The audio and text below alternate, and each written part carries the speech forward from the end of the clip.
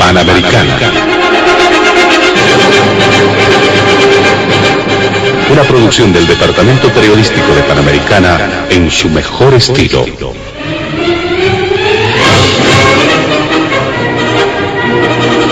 Entrevistas exclusivas sobre temas que crean expectativa general. Diálogo en Panamericana. Los sábados al mediodía y cada domingo a las 8 de la mañana. Y en trasnoche a las 24. Quedan ustedes con el staff de periodistas de Radio Panamericana.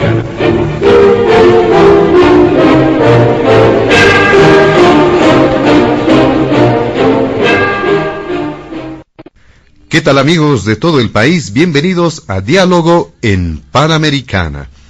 Y en esta ocasión, conmemorando los 196 años de vida institucional de nuestro país. Ayer, 6 de agosto, precisamente, hemos cumplido este aniversario 196 para el regocijo de todos los bolivianos y la salutación de todos los compatriotas diseminados a lo largo y ancho del territorio boliviano, pero también a nivel internacional. No hay un boliviano, no falta un boliviano en algún continente del planeta Tierra, y obviamente ha servido de regocijo los actos protocolares que se han desarrollado ayer en La Paz, en varias capitales también del país, con distintas actividades, y en esta jornada obviamente la parada militar en la ciudad de Sucre, en la capital del país. Y en el marco precisamente del aniversario patrio, Diálogo en Panamericana ha tenido a bien diseñar una agenda específica que obviamente cuenta con estos elementos, pero que no puede dejar de lado también otros temas de la coyuntura informativa. El primer punto de Diálogo en Panamericana precisamente tiene que ver con las consideraciones sobre el mensaje presidencial y la situación del país en este aniversario patrio. Sin duda existen diversas evaluaciones en torno a este primer punto. El segundo punto tiene que ver con el curso de los procesos judiciales sobre los sucesos que se han registrado el año 2019. Por un lado, es de conocimiento público que se ha cerrado el caso del fraude electoral, esto de parte de la Fiscalía, y también existen aún discrepancias, comentarios en torno al denominado caso de presunto golpe de Estado. Este es el segundo punto de Diálogo en Panamericana. Y el tercero, en tono de reflexión, hacer referencia acerca del conflicto de tierras también que se está registrando, sobre todo en el oriente boliviano, y que está marcando de alguna forma ciertas dificultades, cierto escenario de tensión. Nuestros invitados especiales de este fin de semana se encuentran en los estudios de la emisora el diputado del Movimiento al Socialismo, Jerjes Mercado. También está junto a nosotros el investigador, ex autoridad de Estado, el doctor Carlos Bert, y también le damos la bienvenida al politólogo Marcelo Silva. Junto a ellos desarrollaremos la agenda de diálogo en Panamericana. Antes de iniciar las primeras consultas en el programa, vamos a solicitar a nuestros amables invitados del fin de semana evitar emitir cualquier criterio que sea considerado de racismo o discriminación en el marco de las normas vigentes en nuestro país. Vamos con usted, diputado Jerjes Mercado, una evaluación respecto a lo ocurrido ayer en la sesión de honor de la Asamblea Legislativa Plurinacional. Se ha recibido el mensaje presidencial, aunque en un escenario bastante complicado, ¿no?, con interrupciones permanentes, y en un escenario bastante complicado a nivel nacional, porque antecedían a estos hechos también algunos sucesos de violencia, por lo menos que se han registrado en la sede de gobierno. ¿Qué dice usted? Muy buenas tardes, diputado Jerjes Mercado. Muy buenas tardes, José Luis, un gusto estar con ustedes. Muy buenas tardes a la amable audiencia de Panamericana. Quiero saludar aquí a mi amigo Marcelo Silva, es un gusto poder compartir este set con él. A Carlos Bert, un personaje boliviano. Quiero comentarle a Carlos que primera vez lo veo personalmente, que cuando estaba en Pekín yo casi le llego de visita en mi época de mochilero. Estábamos yendo con un amigo en común que tenemos, íbamos a visitarlo en esa época, y no han pasado tantos años y recién tengo la oportunidad de conocerlo personalmente. En mi época de mochilero andaba yo por varios confines, así que íbamos a llegar por ahí. Bien, entonces, respecto a la pregunta de lo que ha pasado ayer en el Día Patrio, yo creo que primero que nada tenemos que regocijarnos los bolivianos. 196 años de vida independiente, creo que es un motivo de alegría, es un motivo para celebrar, y sobre todo si hacemos un análisis de la Bolivia que teníamos hace, 50 años, la Bolivia que teníamos el 2000, cómo cerramos el siglo XX y cómo estamos avanzando ya en lo que va casi un cuarto del siglo XXI, y que vamos a acercarnos, vamos a llegar al cuarto del siglo, a los dos siglos y cuarto de este siglo, 2 siglos de vida republicana, de vida como independientes, el 2025, y bueno, van a ser un cuarto de siglo ya de este siglo XXI. Creo que el mensaje del presidente Luis Arce ha sido bastante interesante. Primero, hasta decir un diagnóstico muy claro de cuál fue la situación económica en la cual se encontró el país al asumir el gobierno el año pasado en noviembre. Por un lado, había un diagnóstico crítico de lo que sucedió durante el gobierno de la señora Yanine Áñez, el gobierno de transición, y también creo que ha dado cifras muy esperanzadoras. Nos ha mostrado de que, por ejemplo, la balanza comercial ha tenido hasta el mes de junio un superávit de casi $1.000 millones, 832 millones para ser preciso. Nos ha dado cifras como que el desempleo, que el año pasado estaba en el orden del 11.2%, se lo ha podido bajar ya al 7.6% en lo que va de esta gestión. Nos ha dado cifras muy esperanzadoras también respecto a la inversión pública. Se tiene ya en curso un presupuesto para este año de 4.011 millones de dólares. En este tiempo se ha conseguido no reactivar a plenitud la economía, por supuesto, porque eso es imposible hacerlo en 7 meses, 8 meses, pero creo que se han dado señales muy claras, dándole recursos a la demanda, es decir, reactivando la demanda interna. Con el bono contra el hambre fue unos 4.000 millones, se han pagado cerca de 1.600 millones que se debían a las empresas, porque el año 2019 paralizaron el pago a las empresas, ocasionando un despido masivo de trabajadores. Se ha pagado a esas empresas, eso implica también que ese dinero ingresa a la economía. Han habido, por ejemplo, no bonos, sino reembolso del IVA, que sacamos una ley comienzos de año. Eso ha permitido que las familias bolivianas tengan unos más de 10 millones de bolivianos adicionales. Se está estimulando ya desde el punto de vista de la oferta, se está estimulando a las empresas. La inversión pública nuevamente vuelve a acelerar el aparato productivo.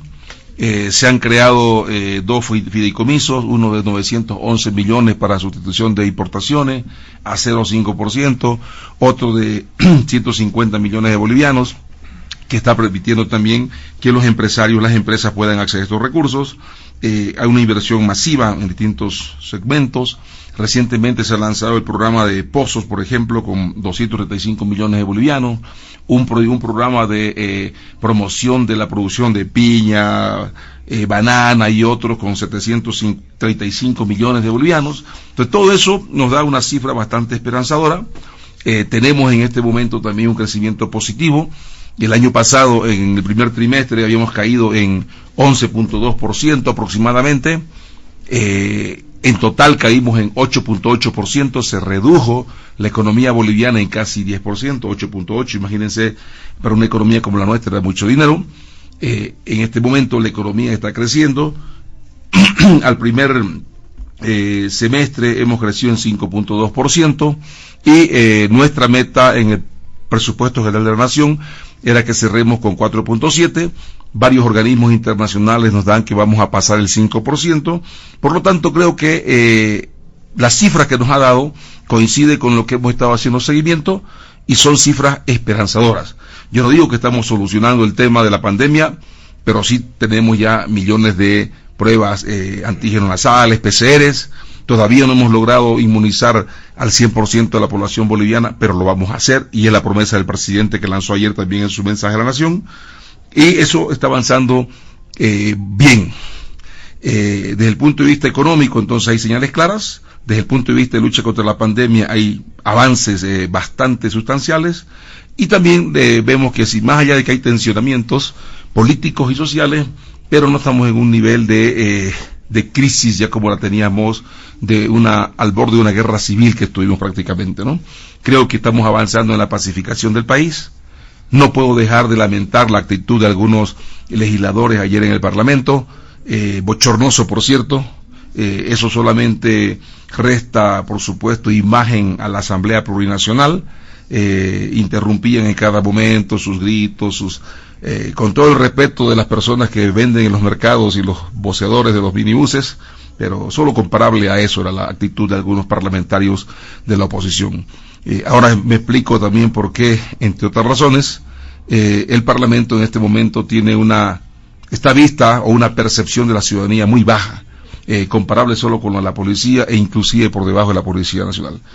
Creo que es por esas actitudes, bochornosa la de ayer, por ejemplo, agarrarse a puñetes hace unos 2 meses, y finalmente sin muchas propuestas que vayan a contribuir al desarrollo económico, social, a la lucha contra la pandemia y otros. Yo diría que en síntesis, el discurso del presidente Arce ha sido un excelente discurso, nos da esperanzas, y no puedo dejar de mencionar también el discurso de David Choquehuanca, mucho más conciliador, mucho más convocador a la paz social, ¿no? Con mucho contenido filosófico andino, yo diría. En general, creo que hay muchos temas para sentirnos contentos. Obviamente hay grandes desafíos todavía para el país, para la ciudadanía, pero no cabe duda que hay un norte, por lo menos lo ha dicho el presidente Arce ayer. Tenemos el norte, que es la Agenda 2025, y que ojalá que cuando lleguemos a 200 años de vida independiente tengamos una Bolivia mucho mejor de la que tenemos hoy, que por cierto es mucha mejor Bolivia de la que tuvimos el año pasado, y es mucho mejor de la Bolivia de comienzo de siglos. Muy bien, le agradecemos al diputado Jerjes Mercado por estos criterios. Le damos la palabra al doctor Carlos Bert para que pueda dar cuenta también de lo que ha ocurrido con el mensaje presidencial, cuál es su percepción y la situación en la que se encuentra nuestro país a propósito de este aniversario patrio. Don Charlie Bert. Gracias, José Luis. Un cordial saludo a todo el equipo de Panamericana, al diputado Jerjes Mercado y a Marcelo, con quienes vamos a compartir esta mesa hoy día. Una primera apreciación de lo que sucedió ayer en la primera sesión de la Asamblea Legislativa Plurinacional correspondiente a la apertura de este nuevo periodo legislativo. La Constitución dice que es obligación y atribución del presidente en la primera sesión presentar un informe del curso y del estado de la administración pública. Eso es lo que debió haber hecho Arce Catacora. Pero no hizo eso. Lo que hizo fue arremeter contra la oposición. Ni bien inició su discurso con una pequeña introducción, además de lo protocolar, entrando al análisis, comenzó a atacar a la oposición, que el golpe de Estado, que la derecha, que quieren nuevamente no sé qué, entregar los recursos naturales, en fin, todo esto, y naturalmente generó reacción de la bancada de oposición, lo que terminó empañando el acto, que debió ser, como dice la Constitución, de un análisis equilibrado. Eso se espera de un presidente, un análisis equilibrado del estado de situación de la administración pública, de lo que ha hecho en sus primeros un poco más de 8 meses de administración, y ha generado ese ambiente de bochorno. Ha empañado su propio acto, su propio informe. Claro, ante la reacción de la bancada de oposición, la bancada oficialista hizo lo peor, se sumaron al griterío. Parece que ahí la consigna era: si atacan al presidente, defiéndanlo. Y se armó el griterío, y a partir de ese momento, qué sé yo, a los 8 minutos de iniciado el discurso, no el informe, se desordenó la asamblea. Es lamentable que primero el presidente actúe de ese modo, generando él el desorden, y es lamentable luego que no se hayan dado cuenta del problema y no hayan podido restablecer el orden. De ahí en adelante, además, el presidente Arce Catacora asumió un tono de discurso de plazuela. No era ya el informe que se espera de un presidente. Entró al clima, se dejó introducir al clima de confrontación y lo fue alimentando a lo largo del discurso. Esa es una primera impresión, que continúa bajando la aceptación, los puntos de contacto entre la asamblea y la población. Ahora, en lo específico, el discurso de Arce Catacora, a mi juicio, tuvo 3 partes. La primera, que fue que acabo de narrar y que explica el curso del evento, el inicio y la agresión a la bancada minoritaria, que no podía sino reaccionar de esa manera. La segunda parte, los logros que según él tuvo en sus 9 meses de gestión. Y una tercera parte sorpresiva. Rompe lo que dice la Constitución, que debe informar del curso y del estado de la administración en el país. Parece que don Arce Catacora está todavía en campaña y comenzó a plantear una serie de medidas como ofertas. Vamos a hacer esto, aquello. Tengo la lista de sus ofertas.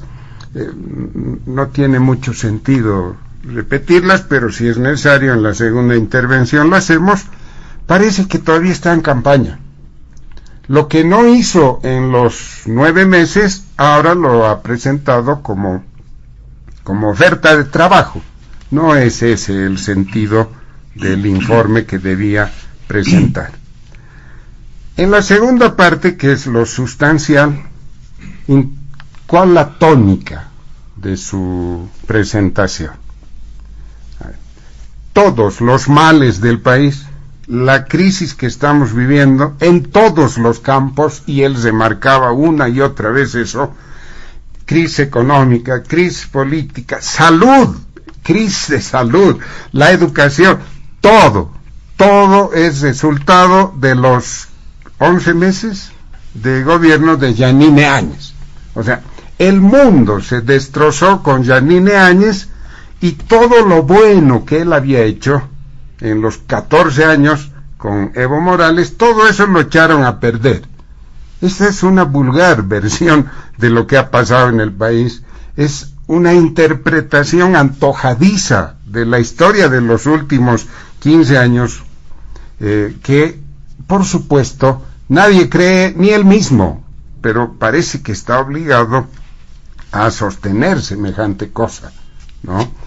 Entonces, entrando un poquito a los indicadores, es verdad, el único indicador que felizmente, y de eso tenemos que alegrarnos todos los bolivianos, el único indicador que está mostrando cierta recuperación, es el del el superávit comercial. En el primer semestre, las exportaciones han sido superiores a las importaciones. Pero ese es solo un indicador. Ojalá venga toda una recuperación para el país, porque eso esperamos todos.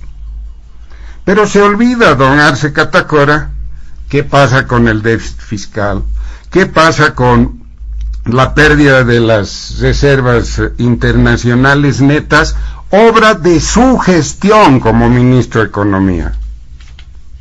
En el fondo, lo que intenta hacer Luis Arce Catacora es, con la interpretación del golpe de Estado de los derechistas que han arruinado todo, quiere ocultar lo que él, como ministro de Economía, y el gobierno de Evo Morales ocasionaron. Recordemos, 2006, 2010, digamos, 2009, las reservas internacionales netas estaban casi en 16,000 millones de dólares. Yanine Áñez recibe esas reservas ya en un monto de 5,000 millones y enfrenta la situación difícil por la que atraviesa el país y agrava la crisis. Los 11 años de la crisis los 11 meses del gobierno de Yanine agravan la crisis que se había gestado durante la administración de Arce Catacora como ministro y del presidente Evo Morales. Lo mismo sucedió con el déficit fiscal. El déficit fiscal comenzó en 2014, no en 2019. 2014, 15, 16, 17, 18 fueron de crisis. 2019 de déficit fiscal. Y claro, 2020, Yanine Áñez, otra vez, su gobierno, más la pandemia, se agrava el déficit fiscal. El desempleo, etcétera. Indicador que veamos, miles de analistas, economistas, politólogos, centenares de versiones de diferente orientación doctrinal ya han mostrado esto. Pero Arce Catacora insiste en que todo lo que él hizo estuvo muy bien y que el golpe de Estado, los 11 meses de Yanine Áñez destrozó todo.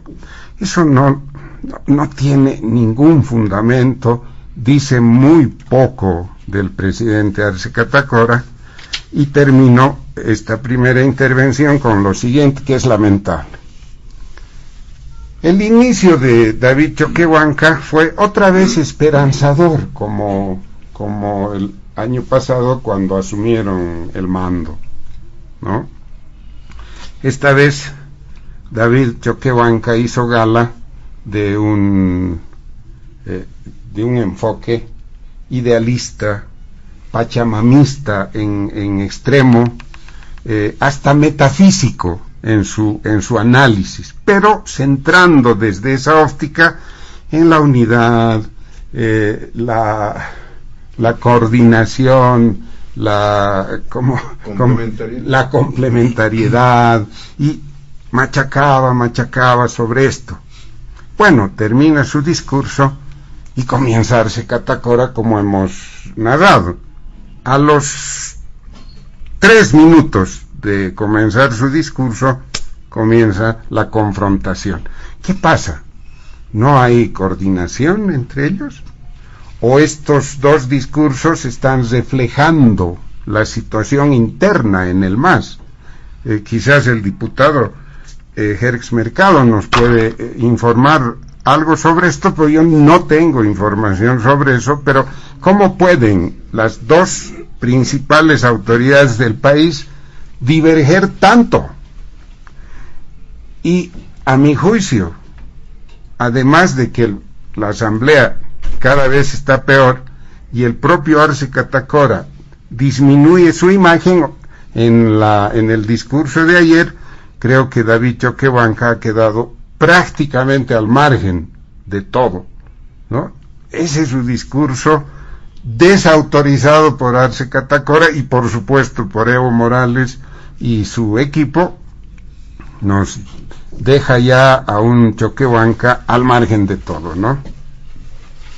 Muy bien, le agradecemos al doctor Carlos Bert, le damos la palabra ahora a don Marcelo Silva para que pueda dar cuenta también de este primer punto. ¿Cuál su criterio? ¿Cómo ha observado este tema del mensaje presidencial y obviamente la consideración acerca de la situación actual en nuestro país?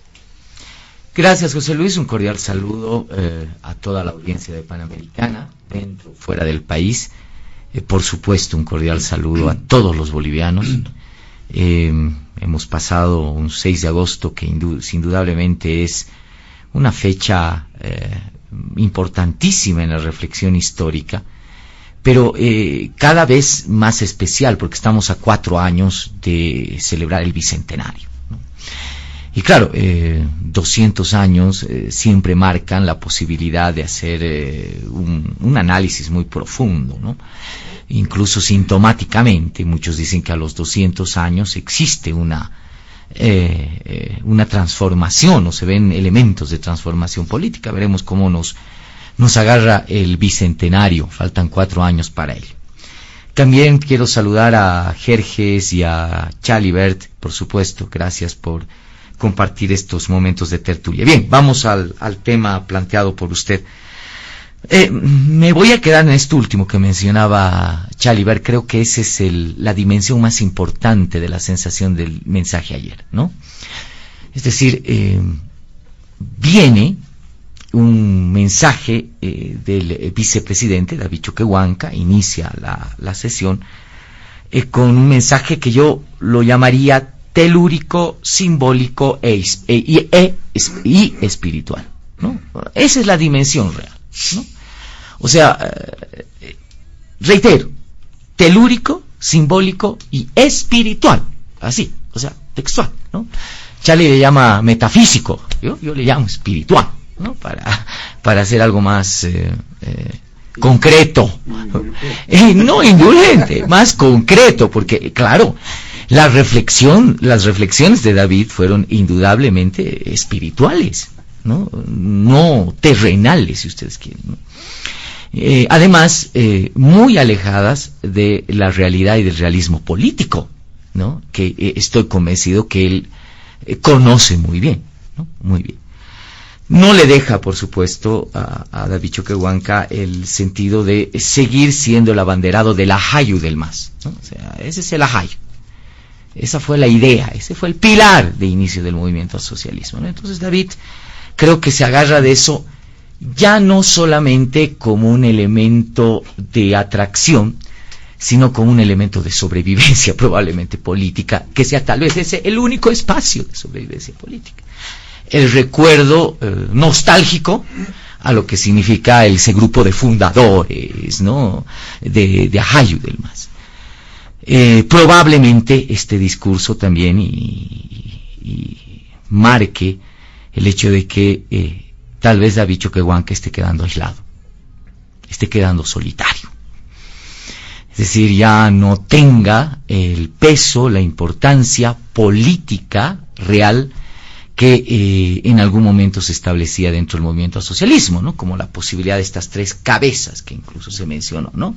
Luis Arce, David Choquehuanca y Evo Morales, ¿no? Creo que esa ya no es una triada, ¿no? Creo que hay un tercer vértice que es David Choquehuanca que ha deflacionado harto.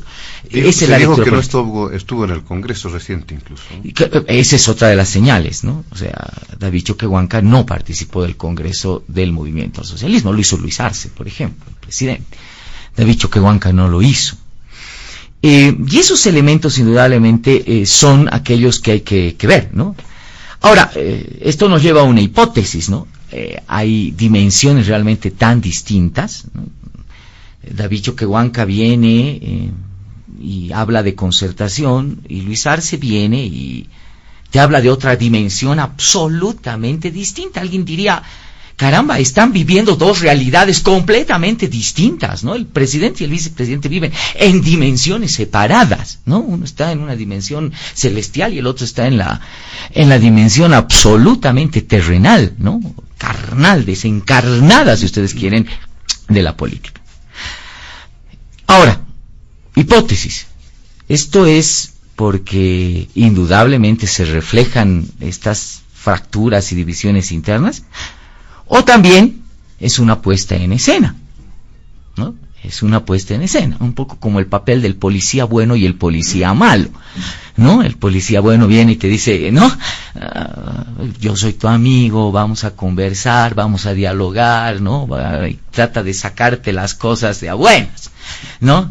Viene el policía malo y te tortura, pues te da el palazo, el chicotazo, te dice, te voy a quitar las uñas y vas a ahora decir las cosas, etcétera. Por ahí también es una puesta en escena, ¿no? No sabemos. Ese es un elemento que habrá que verlo, ¿no?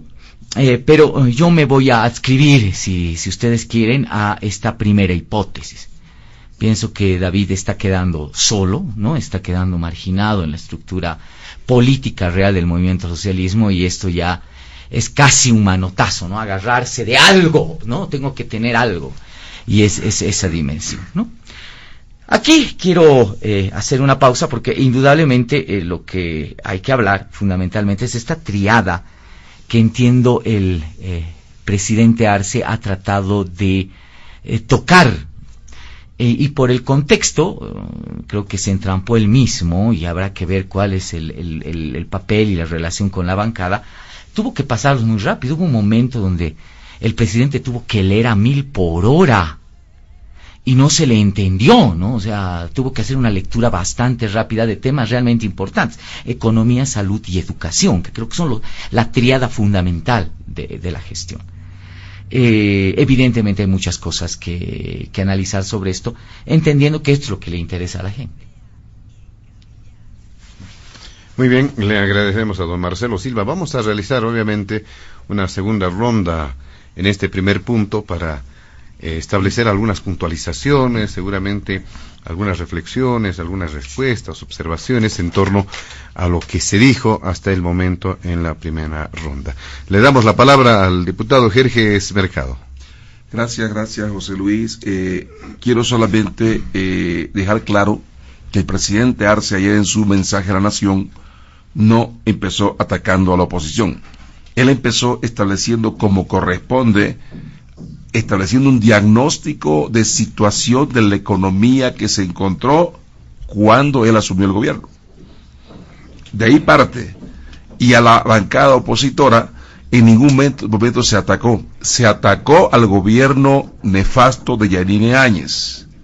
Lamento que la bancada opositora se sienta tan identificada con ese gobierno que empezaron y se dieron por aludidos y se dieron por atacados al establecer lo nefasto que fue ese gobierno, ¿no es cierto? Y las características que tuvo y cómo llegó al gobierno. Es muy diferente que atacar a la bancada opositora. Bueno, muchos de los que están en la bancada opositora han sido socios y hasta cómplices de los nefastos hechos de Yanine Áñez, por eso es que se han dado seguramente por aludidos. Los que no fueron cómplices y no fueron socios no tenían por qué darse por aludidos. Por eso es que yo empecé lamentando la situación de cómo se portó la bancada, lamentablemente. Y es cierto que también la bancada oficialista se dejó llevar, nos dejamos llevar, ¿no?, por esa situación.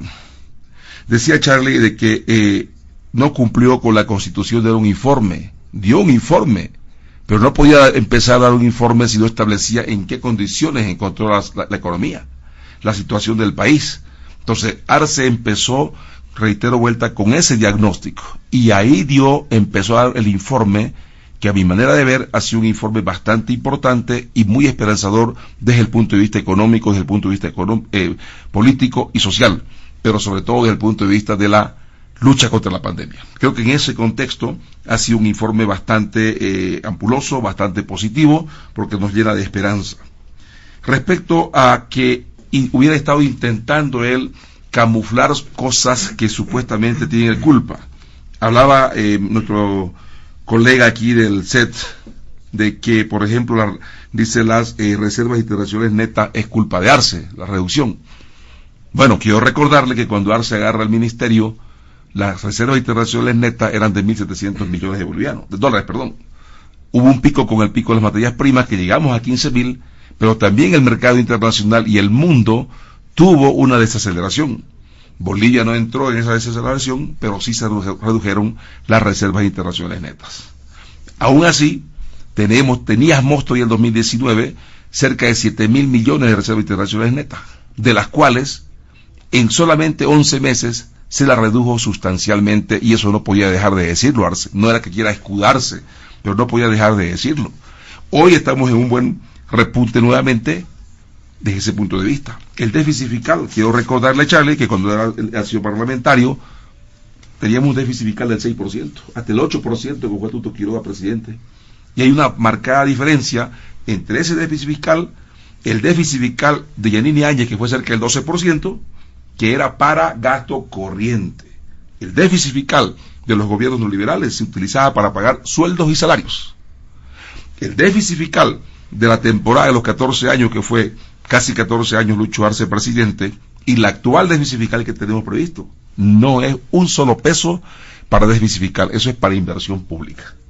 Eso es para desarrollar infraestructura, carretera, es para crear más entidades educativas, salud, productivo, en fin. Y eso marca una gran diferencia entre la calidad de un déficit fiscal y la calidad del otro déficit fiscal, que por cierto este año va a ser mucho menor de lo que fue el año pasado, por supuesto. El desempleo, es bueno que aclaremos aquí bien, en 2005 teníamos un desempleo de más del 8%. El año 2019, cuando se deja el gobierno, cuando es interrumpida abruptamente la gestión constitucional de Evo Morales, por no decir otro nombre que no me gusta decirlo mucho, teníamos una tasa de desempleo de las más bajas de Sudamérica. Estábamos poquito por encima del 4%. Y en 11 meses no se puede dejar de decir que llegó a casi el 12%. Entonces, lo que ha hecho Lucho Arce es más bien eso, es decir, así encontramos la economía y no la hemos resuelto todavía, pero estamos mejorando. Ya el déficit ha mejorado, las reservas están en repunte y el desempleo se ha reducido en estos 8 meses, por lo menos al 7,6%.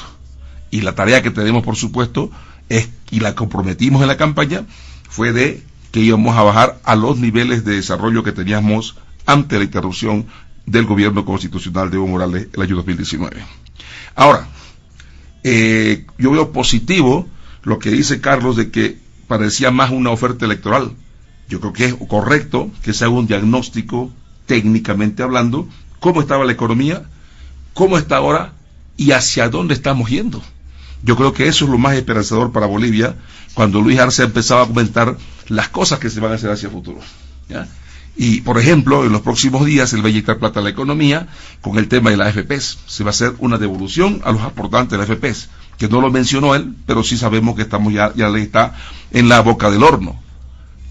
Cuando mencionó, por ejemplo, que en los próximos días se va a inyectar 2.000 millones de bolivianos a las ETAs para que puedan reactivar las obras que estén en curso en este momento.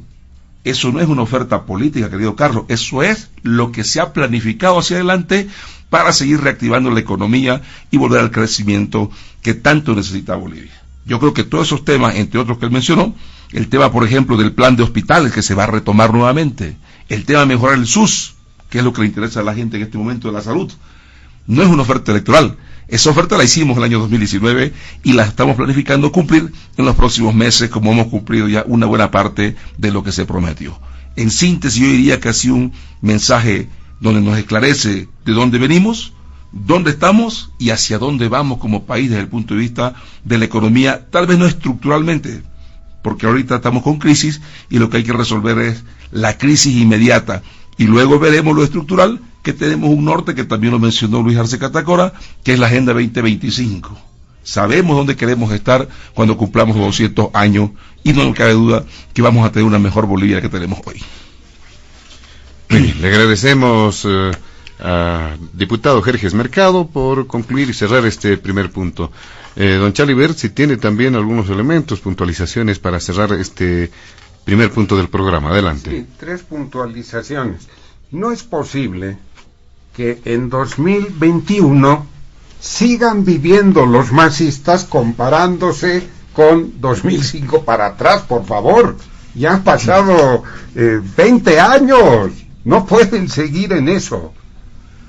El estado de situación del país, la economía de 2005 para atrás era de escasos ingresos, no había comenzado el periodo del boom de las materias primas, los gobiernos no tenían suficiente presupuesto y sin embargo mantenían el equilibrio a duras penas, se prestaban recursos para cubrir sus déficits como es natural. El déficit solo se cubre con créditos, pues no hay otra forma, tienes que traer recursos de afuera. En fin, no pueden seguir comparándose con eso, y menos pueden comparar la situación de ahora, atribuirle a los 11 meses de la señora Yanine Áñez, que fue un mal gobierno, pero en 11 meses no destrozó el país como quieren hacer creer. El déficit fiscal, dice Jerjes, que antes era para gasto corriente y ahora no. Por favor, Jerjes, el gobierno de Evo Morales con Arce Catacora han recibido 2 créditos, uno del BID para pagar el aguinaldo. El déficit fiscal se produce por ausencia de recursos para cubrir diferentes partidas, y entre ellos el gasto corriente, salarios. ¿Cómo se cubre el déficit fiscal? Con crédito, con deuda pública. Eso ha hecho exactamente Arce Catacora. Han hecho eso, 2 créditos ya están registrados. No pueden decir que es solo para cubrir gasto de inversión. Las reservas internacionales netas, es verdad, eran bajas porque el Estado no tenía plata hasta 2005. ¿Cuándo comenzó el boom de las materias primas? 2006. ¿Saben por qué subió felizmente las reservas de 2006 para adelante hasta llegar en 2009, 2010 a 15.500 millones? Porque felizmente el MAS no pudo gastar la plata que entraba al país. Si hubieran tenido capacidad de hacerlo, hubieran malbaratado todo como hicieron con el resto de la plata. De esa manera se formaron esas reservas internacionales netas que nos han servido, le han servido al país. ¿Saben cuál es la situación actual de las reservas?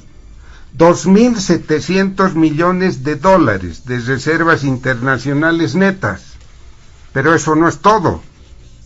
Más del 50% de esos 2.700 están en oro, que no sirven para pagar las obligaciones. Menos de 1.500 millones es lo que tiene el país ahorita para cubrir sus obligaciones. Es una situación muy delicada. Por eso decía en mi primera intervención, qué bueno que tengamos ese superávit en el comercio exterior, porque van a entrar, están entrando, ya han entrado, porque es a junio, 830 millones. Y sobre todo por lo siguiente, ¿saben cuánto tiene que pagar el país este año y el próximo año por los bonos soberanos que emitió en su gestión Arce Catacora? Este año 500 millones de dólares y el próximo año otros 500 millones de dólares. Si no entraban estos 800 millones en este primer semestre, sin que Bolivia haya hecho nada para que esto venga, es un efecto de lo que está pasando en el mundo, porque es comercio exterior. Está bien, no importa eso. Si no entraba esta plata, hubieran tenido que cubrir, porque si no pagan esos 500 millones, la situación del país se ponía color rojo. Felizmente tenemos esta plata, vamos a poder enfrentar, pero esa es la realidad. Ahora, la segunda parte de la intervención del presidente Arce Catacora no solo ha tenido la mención de lo poco que ha hecho en sus 9 meses, existen notables ausencias en ese informe. ¿Alguien le ha prestado atención a eso? Una de las mejores cosas que ha hecho Arce Catacora, su gobierno, es lo de las vacunas. ¿Qué ha dicho de las vacunas? Solo 2 cosas. Ha mencionado que gracias a su programa de lucha anti-COVID y sus vacunas, la tasa de letalidad ha bajado, y ha mencionado y ha dicho que son tan eficientes en las vacunas, que han llegado a vacunar 100.000, ha dicho, 100.000 personas por día. Yo le digo abiertamente, señor Arce Catacora, usted miente, eso no es verdad, o le han dado una información falsa. Lo que ha sucedido es lo siguiente: un solo día, les doy la fecha, el 27 de julio, solamente el 27 de julio, se vacunaron en el país 108.700 personas, un solo día. Inmediatamente después, solo para dar un dato, el 31 de julio, o sea, 4 días después, las vacunaciones bajaron a 17.000. O sea, a ver, no quiero ser tan drástico. Es probable que el presidente no esté mintiendo, es probable que no le están informando adecuadamente, que quienes son responsables del sector le dan información parcial y le inducen a cometer estos errores. Eso es todo lo que dijo de salud. ¿Qué dijo de hidrocarburos? De la caída del lamentable estado de situación de los hidrocarburos. Nada. ¿Qué ha dicho de la minería? Nada. ¿Qué ha dicho del litio? Ha ofertado, ha dicho vamos a desarrollar la química básica, pero nada más. ¿Qué ha dicho de los problemas centrales del país en este momento? Nada. Es como informe de estado de situación de la administración pública muy pobre. ¿Por qué es pobre? Porque es pobre la administración de Arce Catacora en estos 9 meses. Y finalmente, ¿por qué Arce Catacora se encierra en este discurso? ¿Saben por qué?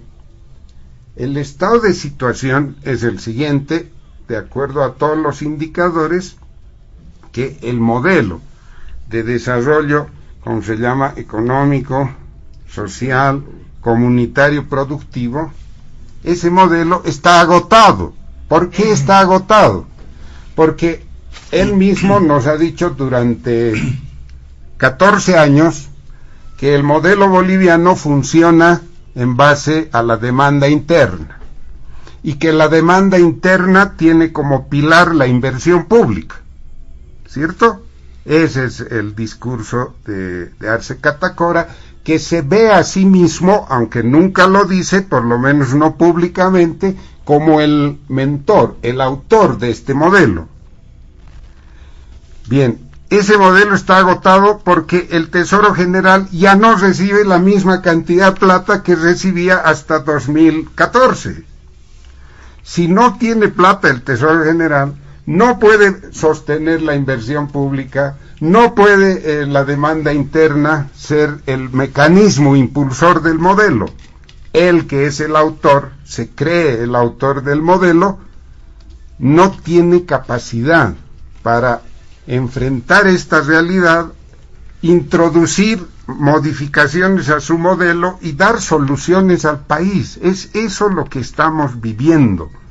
Por eso es que Arce Catacora tuvo que comenzar su discurso agrediendo al adversario, enfrentándose contra los pocos opositores y débiles opositores que tiene en el Parlamento, que no merecían, o a lo mejor les ha hecho el favor, no merecían una confrontación de esa manera. Si no los mencionaba y los dejaba en un rincón, el informe hubiera sido mejor, muy propio de la fecha aniversario, es homenaje a Bolivia, y no pasaba nada, y terminaba ahí. Él ha generado el bochorno por estas razones que estoy explicando, y ese es el estado de situación que estamos viviendo. Perfectamente. Para cerrar este primer punto, le damos la palabra ahora a don Marcelo Silva para concluir el punto. Adelante. Sí, a ver, algunas puntualizaciones nada más sobre los 3 temas fundamentales: economía, salud, educación. Evidentemente, evidentemente estamos mucho mejor que el año pasado en el ámbito económico. Pero también es evidente que esto se deviene de fuerzas exógenas, no precisamente de elementos de políticas públicas claras, ¿no? Tenemos una subida muy, pero muy interesante del precio de nuevamente las materias primas. A mí me asalta otra cosa que es importantísima, una duda que es importantísima y que tiene que ser resuelta. El tema del proyecto de litio, que es la esperanza de sustitución de la riqueza que puede generar y que sigue generando el gas, todavía está para un buen tiempo, ¿no? 4 o 5 años para meterle en marcha. Y mientras tanto tenemos nuevamente que resignarnos a vivir minería, pero fundamentalmente gas.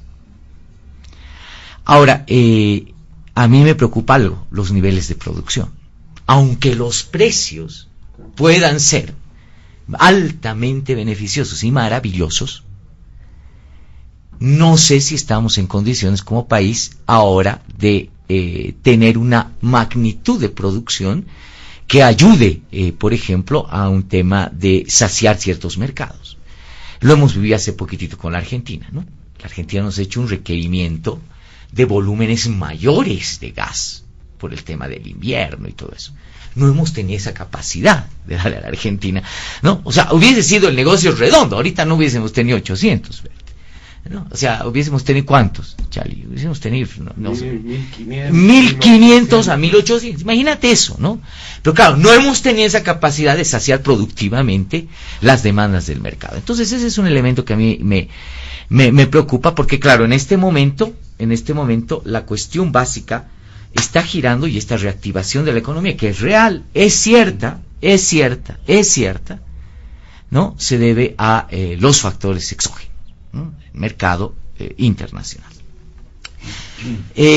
Claro, ahora Luis Arce fue mi profesor de economía en la universidad, mi catedrático. Le tengo mucho aprecio por eso, porque además era un buen catedrático, debo reconocerlo, fue un buen catedrático. Claro, y él es enamorado del neoestructuralismo post-keynesiano, así le llamaba él. Ahora no sé si eso coincide, si uno hurga mucho con su modelo, ¿no? Económico, social, comunitario, productivo, ¿no? El neoestructuralismo post-keynesiano, así le llamaba él. Claro, y yo con él aprendí una frase fantástica de Keynes, ¿no? Es decir, a largo plazo todos estamos muertos. Así de sencillo, ¿no? Entonces, la política necesariamente no puede vivir de planteamientos muy estructurales en el ámbito económico, ¿no? Porque son muy a largo plazo. La política necesita de sensaciones térmicas muy inmediatas. Y yo creo que lo que el gobierno apunta es definitivamente a esperar que este efecto rebote, porque es un efecto rebote, es decir, hemos bajado tanto, la economía mundial se ha deprimido tanto que no puede seguir deprimida. Tiene que empezar a subir, es un efecto rebote, ¿verdad? Has bajado tanto que es como una liga, empiezas a subir, y eso indudablemente va a marcar que nuestros indicadores mejoren. Ahora, ¿qué hay que hacer sobre eso? Hay que mantenerlos, ¿no? Es la idea básica. O sea, no esperes, Chali, tampoco que existan mayores innovaciones y sorpresas en el ámbito de planteamientos estructurales de la economía, ¿no? Yo creo que lo que va a hacer seguramente Luis Arce es lo que ha hecho desde el 2014. El 2014 empieza el declive de la economía, pero tuvo la habilidad, Luis Arce Catacora, de que ese declive no se sienta pues de manera traumática, ¿no? Si ustedes quieren, fue un declive con muchos paliativos, ¿no? No se sintió. Ese es el elemento que me preocupa en el ámbito de la economía. Salud, hay un tema que me preocupa mucho. Esta semana, la semana pasada, la semana que termina para los que nos están escuchando en sábado,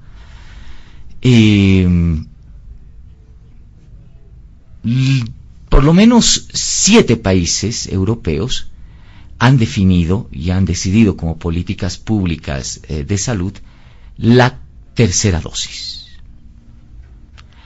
Y esta decisión por supuesto, ha sido contraria a las recomendaciones que ha hecho la Organización Mundial de la Salud. ¿Por qué la Organización Mundial de la Salud estaba en contra de las terceras dosis? Porque aquí hay un gran problema. El gran problema es de que hay un proceso de revacunación en Europa, que muy probablemente sucede en Estados Unidos y suceda en otros lados. China también está considerando de manera muy seria el proceso de revacunación, la tercera dosis. ¿Qué implica eso? Otra vez, y lo apunta la Organización Mundial de la Salud, escasez de provisión de vacunas para los países menos desarrollados.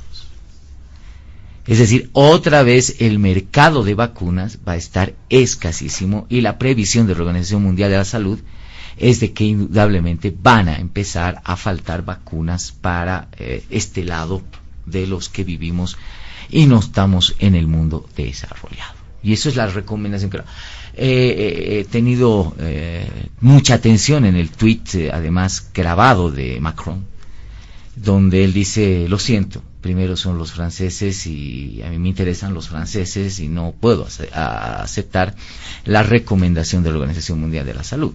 Vamos con la tercera dosis. Y se están empezando, ¿verdad?, ya el proceso de vacunación de la tercera dosis con los sectores más vulnerables, gente de 90 años, 80 años. Es decir, va a volver un nuevo proceso de revacunación. Estoy convencido que eso va a inundar la Unión Europea, va a ser un tema generalizado y va a ser también en los países. ¿Cómo Bolivia va a enfrentar este tema? ¿No? Es algo que es muy importante. Pero además, no solo entendiendo, estamos sufriendo un poco con la segunda dosis de la Sputnik, una inminente también tercera dosis. ¿No? O sea, no solamente vamos a hablar que el país va a necesitar 2 dosis. La estimación que hacía el presidente ayer era de que hasta fin de año podríamos llegar al 90% de inoculados.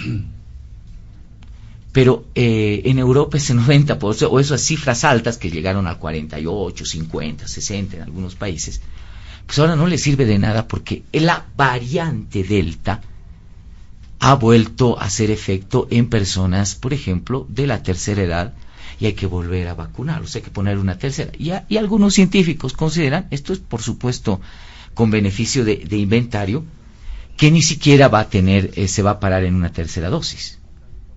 Muy probablemente la vacuna tenga que seguir extendiéndose a una cuarta e inclusive quinta dosis, ¿no? O sea, que ese es un elemento también que debemos estar adelantados. Siempre lo digo acá, José Luis, ¿no? Es decir, hay que ver al otro lado, porque al otro lado el tema está avanzado. Es lo que nos va a pasar a nosotros en los próximos meses. Exactamente lo mismo. Por ejemplo, esto que si se pueden mezclar vacunas, esa discusión la tuvieron hace 4 meses los europeos, ¿no? No sé si recuerdan, AstraZeneca y Pfizer, ¿no? Fueron suspendidas esas vacunas porque hubieron estudios que establecieron que causaba trombo, etcétera, etcétera. Entonces hubo una desaceleración de la producción. Y al final muchos países europeos decidieron sí. O sea, no importa, si te has vacunado con Pfizer, ponte la AstraZeneca como segunda dosis. No, al revés. AstraZeneca, exactamente. Si te has vacunado primero con AstraZeneca, te vacunas con Pfizer la segunda dosis, no hay ningún problema, ¿no? Entonces, esos elementos también son importantes. Y finalizo con el tema educativo, ¿no?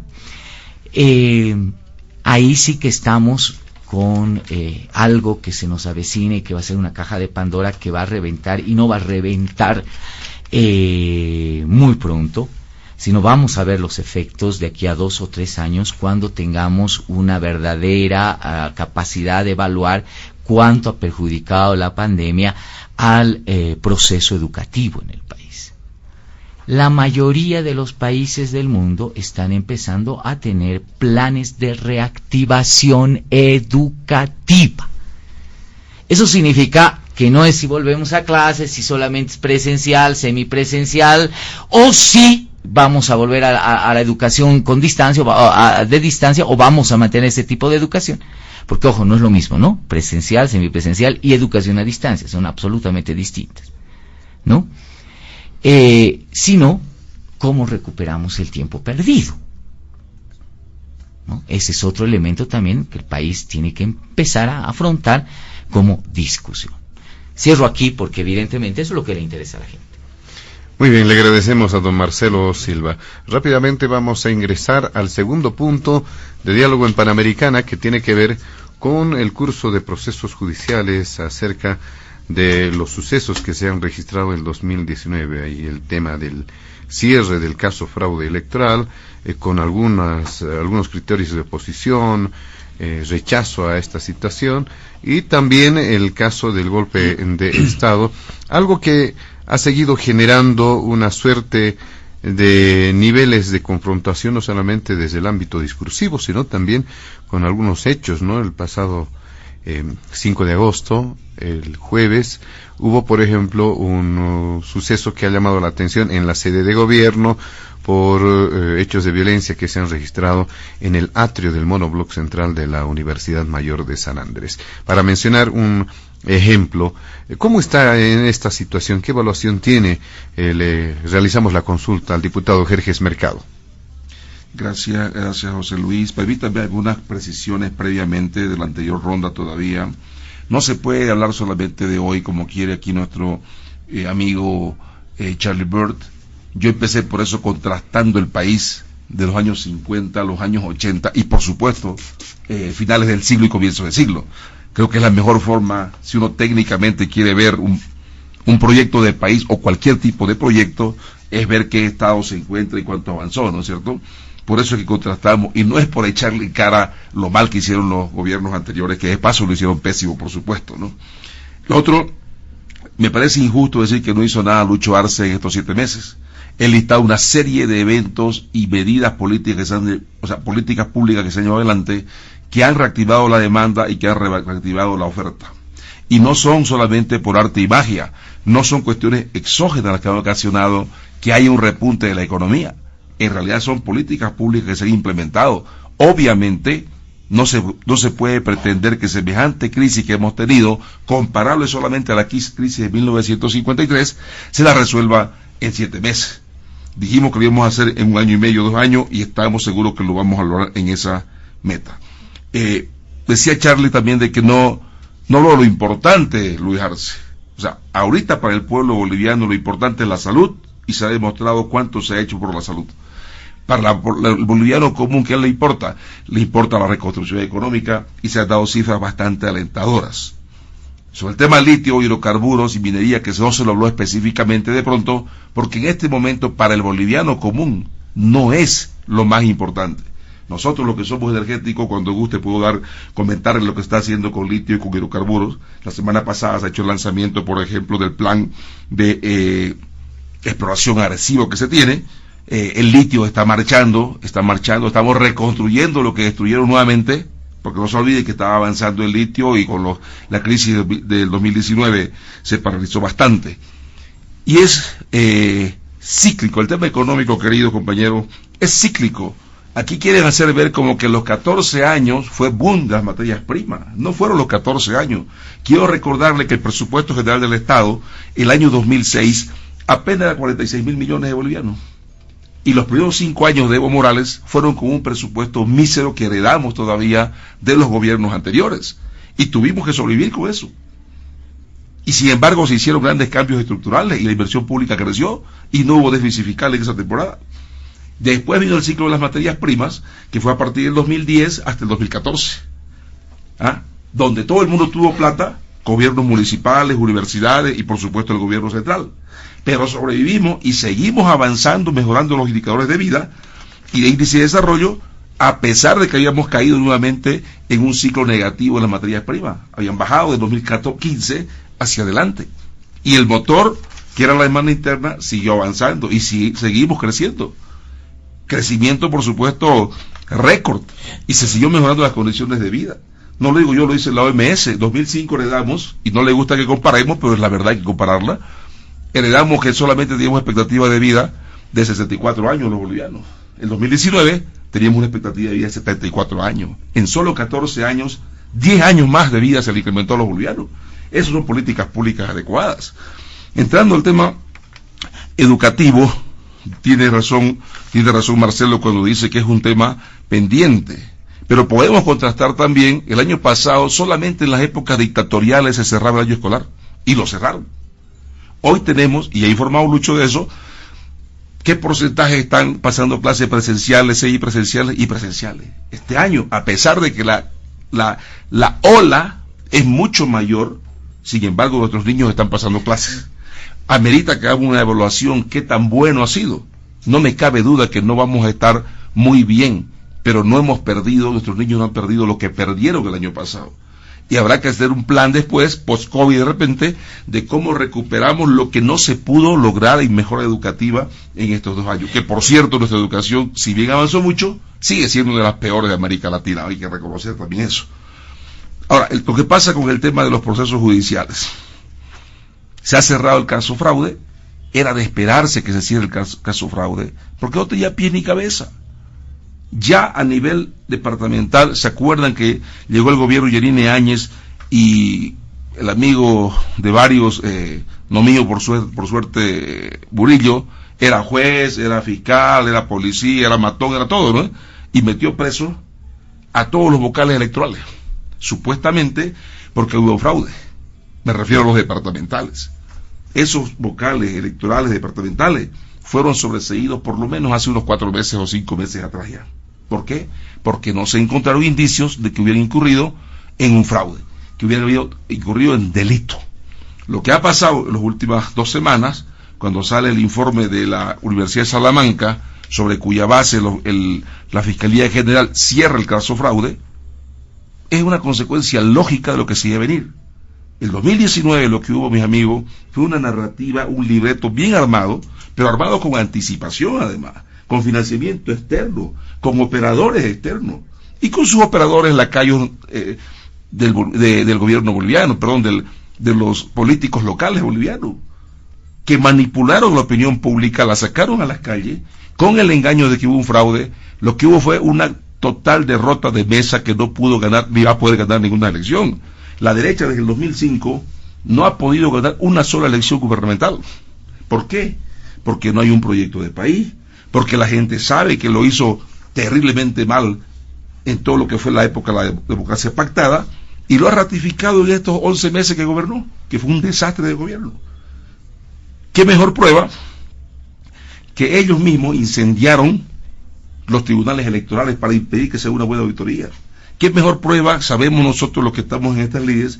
Cuando hay una acta observada, esa acta se ve si se puede o no corregir, revisar, y si no, se va a elegir nuevamente en esa mesa electoral.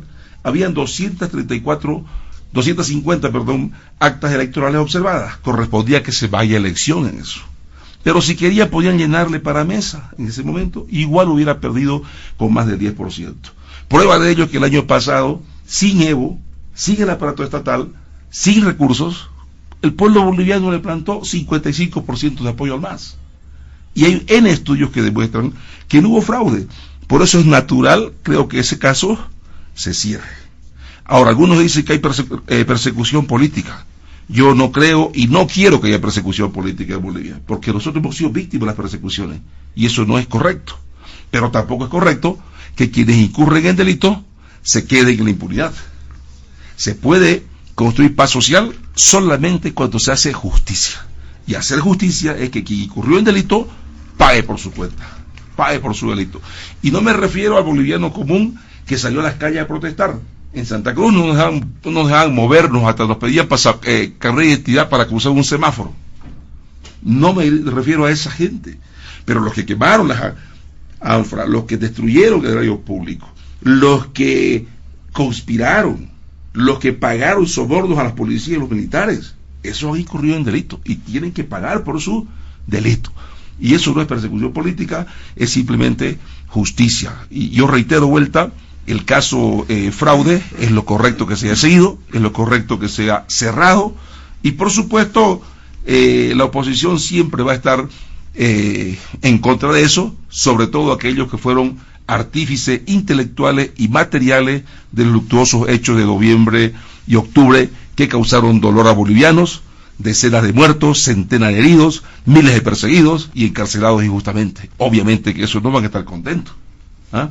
Y son los más violentos, son los mismos que después, cuando Lucho Arce gana las elecciones, fueron de rodillas a pedir a los militares que salgan y den un golpe de Estado. Son los mismos que estaban contratando 10.000 mercenarios norteamericanos para que vengan a Bolivia y eviten que Lucho Arce llegue al gobierno. Y se ríe Charlie, pero con sus años recordará que le hicieron al doctor Siles Suazo. ¿Se acuerdan, no? Cuando la UDP ganó y los grupos reaccionarios dieron un golpe de Estado con García Mesa para evitar que la UDP asuma el gobierno, año 1980, 17 de julio, ¿no? O 16 de julio, se me fue la fecha exacta. 17 de julio, ¿no es cierto? Lo hacen. Esos grupos reaccionarios están vivitos y coleando, siguen siendo los mismos. Y hoy hay grupos de esos que están apostando a desestabilizar a Luis Arce. No le importa la economía, no le importa la pandemia, nada. ¿Le importa qué? Tomar el gobierno como sea posible. Si es por asalto, como lo hicieron en 2019, no importa. Lo importante es que lo tomen. No importa si es por asalto, como lo hicieron sistemáticamente en la historia boliviana, y pongo el ejemplo solamente de García Mesa del año 1980, que también lo tomaron por asalto. Son las mismas, los que piensan de esa forma, están todavía aquí, están en Santa Cruz y están en otros lugares del país, atentos y conspirando permanentemente como lo han hecho toda la vida republicana. Muy bien, le damos paso ahora a don Carlos Bert para que pueda hacer referencia también a este segundo punto acerca de procesos judiciales que tienen que ver con los sucesos del año 2019.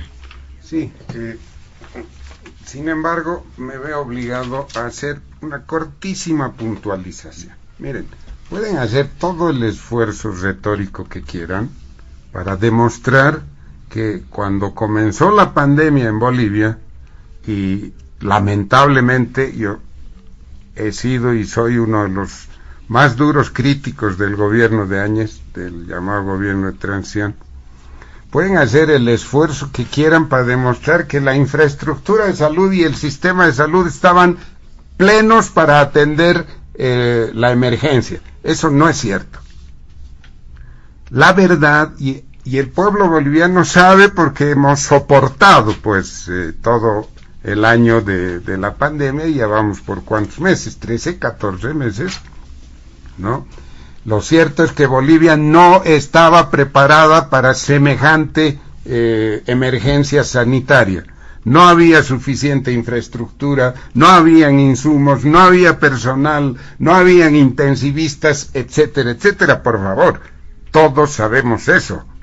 Entonces, tratar de convencernos de que era una maravilla, que Evo Morales, que Arce Catacora dejaron lo mejor en infraestructura de salud, no tiene fundamento. Lo único que intentaron hacer, y cuando ya se les acababa el oxígeno político, y era una mentira, aquella ley de la construcción que eran 12 hospitales, algo así, ¿no? Ya no recuerdo, sí, 42. Bien, ¿saben qué era eso? Era la plata de la Caja Nacional de Salud, y los hospitales eran de la Caja Nacional de Salud, que no necesitaba ley. Era un teatro para tratar de mostrarle al país que estaban queriendo construir 40 hospitales, que era una burla. Nunca se necesitó esa ley y era el plan de la Caja Nacional de Salud. La Caja tuvo un evento interno, diseñaron ese plan porque en ese momento, ¿saben cuánta plata tenía la Caja Nacional de Salud? Casi 6.000 millones de dólares en sus cuentas bancarias acumulados. No sabían cómo gastar. Hicieron un plan. El gobierno se enteró, bueno, le pasaron el dato y dijeron, esta es la tabla de salvación. Hagamos una ley y presentemos como si fuera obra nuestra. Y eso era falso. La Caja nunca necesitaba de esa ley para hacer su plan. Y nada se ha hecho. Bueno, pero dejemos tema de salud. A ver, procesos judiciales sobre los sucesos de 2019. Aquí debemos diferenciar dos cosas, ¿no? Sucesos de 2019. fraude electoral y golpe de Estado. Hay procesos que han salido del fraude electoral que ahora se están cerrando y se están abriendo los procesos de golpe de Estado. Fraude electoral. Bueno, Jerjes, vamos a convenir que ya el informe de Salamanca se derrumbó, ¿no? El propio autor ha tenido que decir, no, pensamos que no era público, hemos trabajado con la información que nos ha dado la Fiscalía, cómo nos han hecho eso, no cómo lo han publicado. Ya, sabemos que ese informe ha sido fabricado, y a decir verdad, lo he dicho a través de Panamericana, no necesitaba ese informe, no necesitaban, ya tenían el informe, supuestamente intentaron también mostrar Harvard, ¿no? Y resultó que no era Harvard, sino unos investigadores adscritos, en fin, tenían Harvard, habían como 3, 4 documentos que habían producido aquí, allá y más allá, que contradecían el informe de la OEA. Pero el único informe institucional era y es el de la OEA. Y deciden aceptar estos otros e inventan el de Salamanca, que tienen bajísimo nivel técnico, y con ese pretexto cierran los procesos porque es decisión política, por favor. El fiscal Lanchipa es militante, el más protegido de Arce Saconeta, íntimo de Evo Morales, por favor. Iba a suceder, era decisión política. Ya han cerrado, y eso se va a quedar cerrado. Solamente si hubieran cambios políticos de aquí a 4 años, se podría reabrir eso, y si no, ya terminó. Así que hay que ver las cosas como son.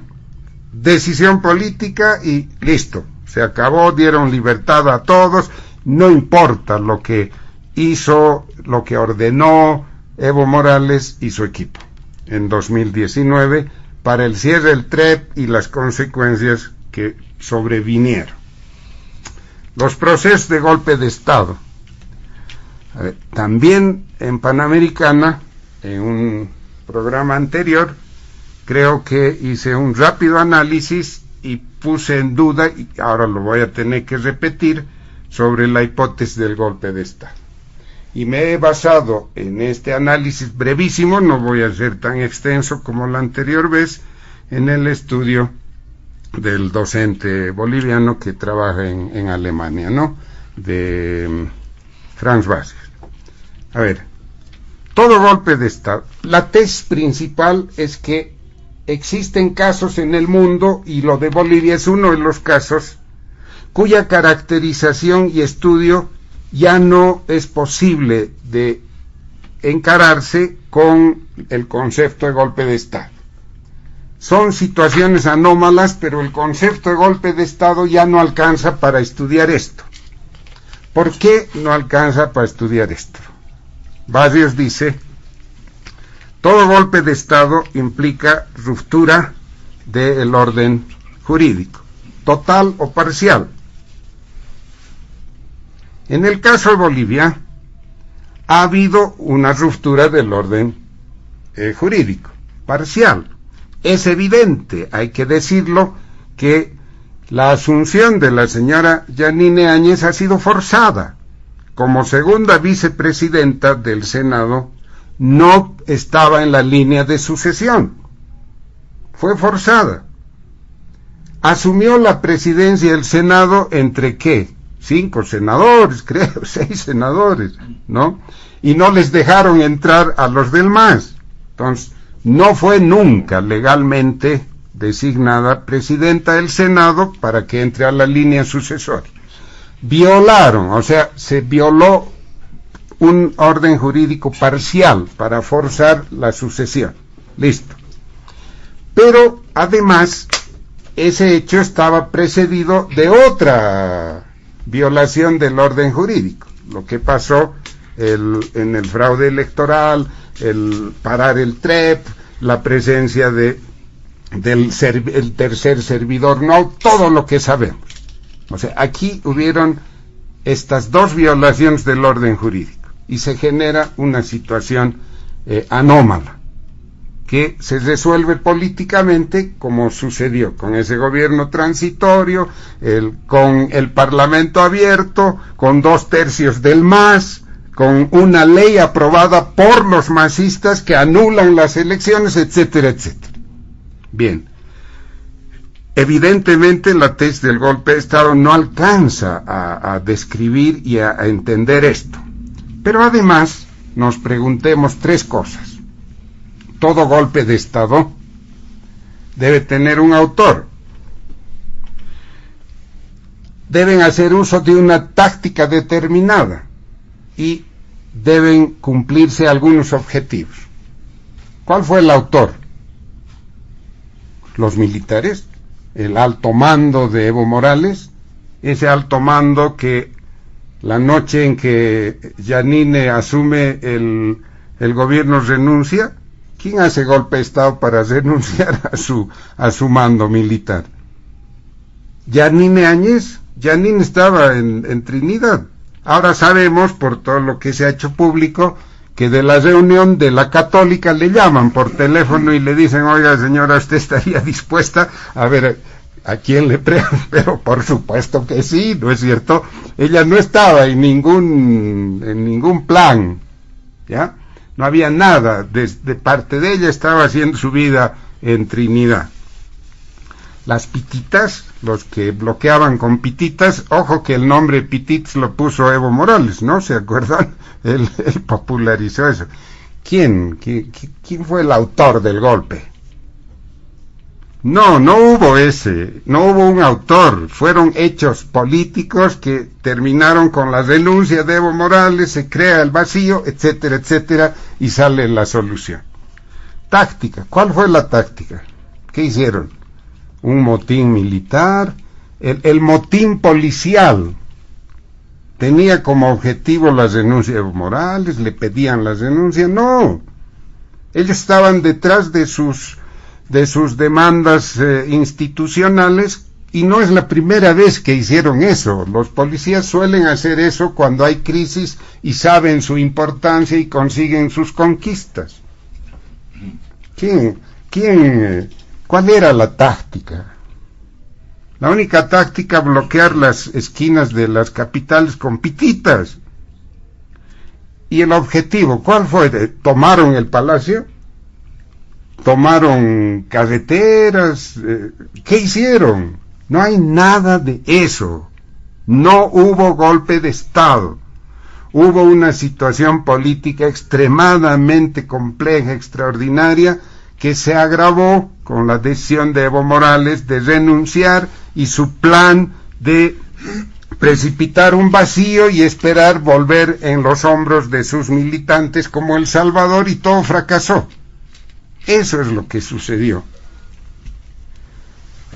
Bueno, Jerjes, debo decir que por qué me reí cuando hablaste de los 10,000 mercenarios. Por favor, eso no cree nadie.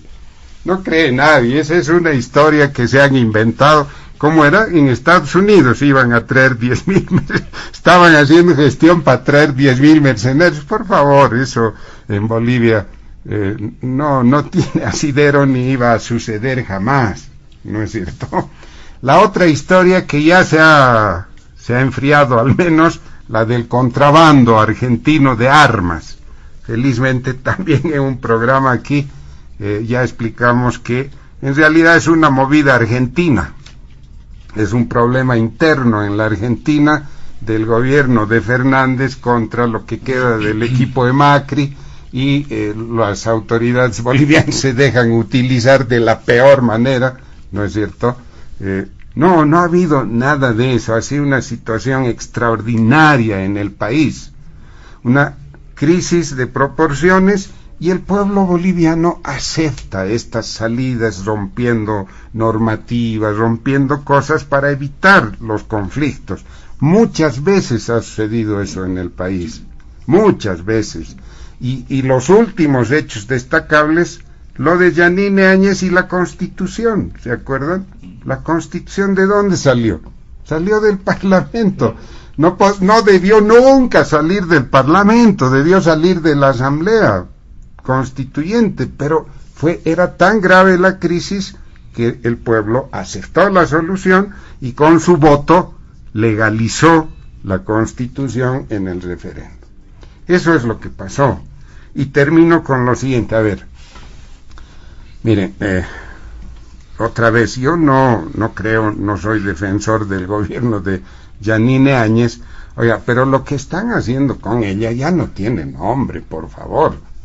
Desde su primera detención, que la sacan de su casa a medianoche, algo que está prohibido, con un contingente policial de, creo, 30 o 20 efectivos, con el mismísimo ministro de gobierno a la cabeza, como si se tratara no sé de qué, violando todos sus derechos.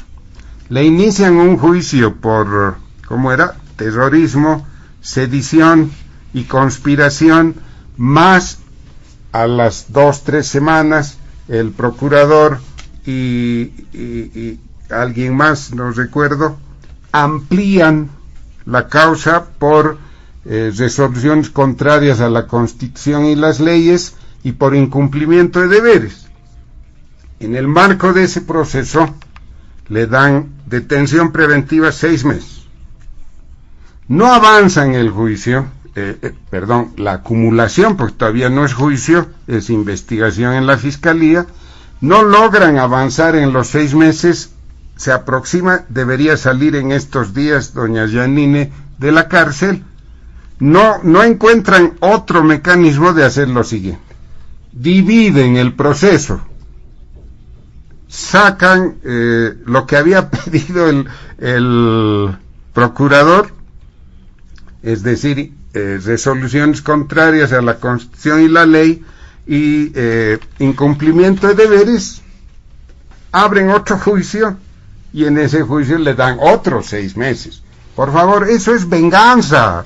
Le tienen bronca a la señora Yanine Áñez porque les desbarató, sin ser autora de golpe de Estado, les desbarató el plan del vacío y del retorno en hombros supuestamente del pueblo de Evo Morales.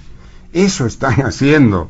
No pueden continuar por esa vía, pero lo van a hacer porque controlan el judicial, controlan el Ministerio Público y no tienen ninguna medida en esta su actuación política. Muy bien, gracias don Carlos Ver. Le damos la palabra a don Marcelo Silva para que pueda hacer referencia también a este segundo punto del programa. Don Marcelo. Gracias, voy a ser breve porque hemos conversado este tema reiteradas veces en este espacio, ¿no? Es muy difícil, pues, tener una idea completa, porque primero los que se pronuncian son actores políticos, ¿no? Por ahí hasta incluso gente entendida, etcétera, etcétera.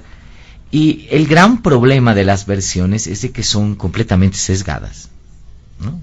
Muy sesgadas, y están muy cortaditas a medida, como te da la gana, digamos, ¿no? Yo no quiero hablar mucho del tema porque ya hemos hecho referencia y vamos a parecer gatos alrededor de un plato de leche, dando vueltas alrededor de un plato de leche, pero hay cosas que son innegables, ¿no? Que hubo un proceso rupturista del orden constitucional, sí. No comenzó el 2019, comenzó el 2016. Se desobedeció la Constitución Política del Estado, ¿no? Eso ahí no les gusta mencionarlo, pero es un hecho completamente fáctico.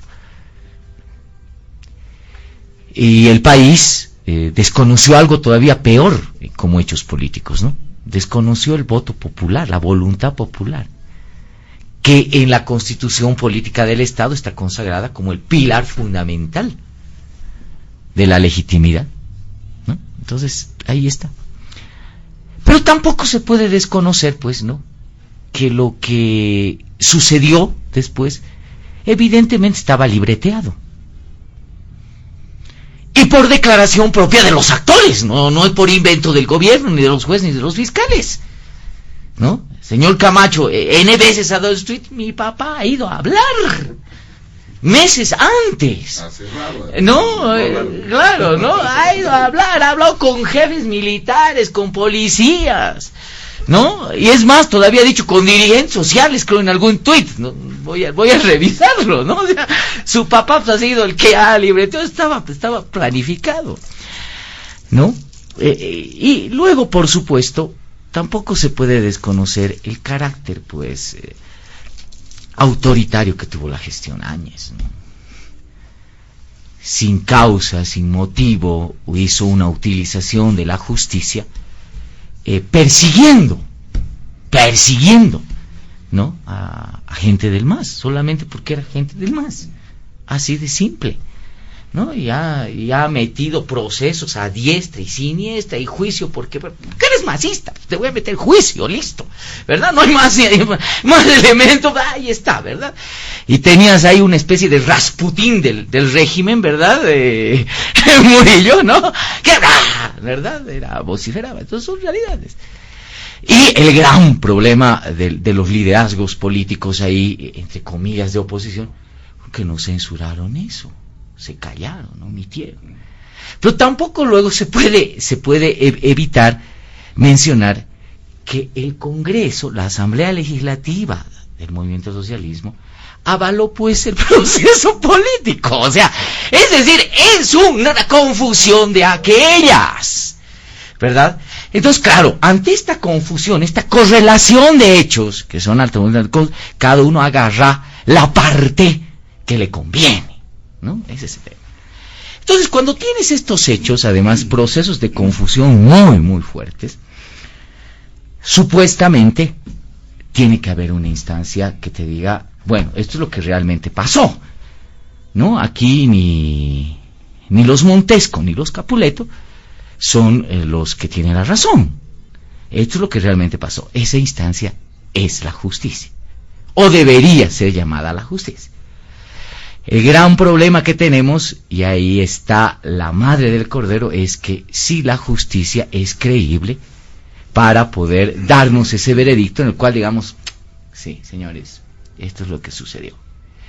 Por eso el camino central, y a mí me pareció excelente la idea de Lima, seguramente el ministro de Justicia, era preparar, ¿no?, una reforma de la justicia para que lo que pueda venir después en el tema de la justicia sea un elemento no solamente esclarecedor, sino de real conciliación. Es decir, aquí está el fallo de la justicia, se ha dado y se ha hecho esto y pum, quedó trunco. Y ese es el gran problema que estamos viviendo, ¿no? Es decir, ya la justicia ha hecho lo que tenía que hacer, hay que acatar lo que ha hecho la justicia. La Fiscalía ha establecido y ha recomendado el sobreseimiento, ha establecido que no hay elementos de prueba contundentes para establecer que hubo fraude electoral, y por lo tanto, ¿no?, pues nada, ha recomendado cerrar el caso. Un solo detalle, no es la justicia, es la Fiscalía. Claro, la Fiscalía, pero eso ten la certeza que los operadores de justicia, el juez va además que no puede hacer otra cosa si es que el Ministerio Público te está informando eso, ¿verdad? O sea, podrías estar actuando más allá de tus competencias, ¿verdad? La investigación del Ministerio Público te está diciendo, señores, no hay elementos probatorios, ¿no? Entonces ese es el elemento básico. Ahora, el gran problema acá, y vuelvo a insistir otra vez en este espacio, es de que no podemos seguir postergando la reforma a la justicia. Esa debería ser la instancia con alta legitimidad y credibilidad que nos diga cuál es la correlación y la verdad de los hechos históricos, políticos y jurídicos que sucedieron evidentemente en un periodo altamente confuso, porque los periodos de crisis política son altamente confusos. Ese es el gran tema. Por lo tanto, vuelvo a exhortar y vuelvo a pedir y vuelvo a reiterar que se retome el tema de una reforma a la justicia. No sé por qué se la habrá archivado. Ahora, claro, quiero tener algunas sospechas. La primera es de que alguien ha de decir, un ratito, no nos vamos a dar balazo en los pies, ¿no? la justicia es el elemento pues articulador de la política, es la acción y el brazo de la política que te permite, por supuesto, tener la espada de Damocles encima de tus enemigos. Además que funcionó, ¿verdad? Funcionó muy bien. Recordemos el caso del Hotel de las Américas. Esa fue la espada de Damocles que en algún momento incluso generó la posibilidad de que Rubén Costas y Evo Morales tengan un acercamiento profundo, idílico, en algún momento, ¿verdad? Así de sencillo, ¿no? Que se conviertan en algunas ocasiones y en algunos momentos hasta en aliados, ¿verdad? Así de sencillo y de claro, ¿no? La espada de Damocles, es decir, eso es importante.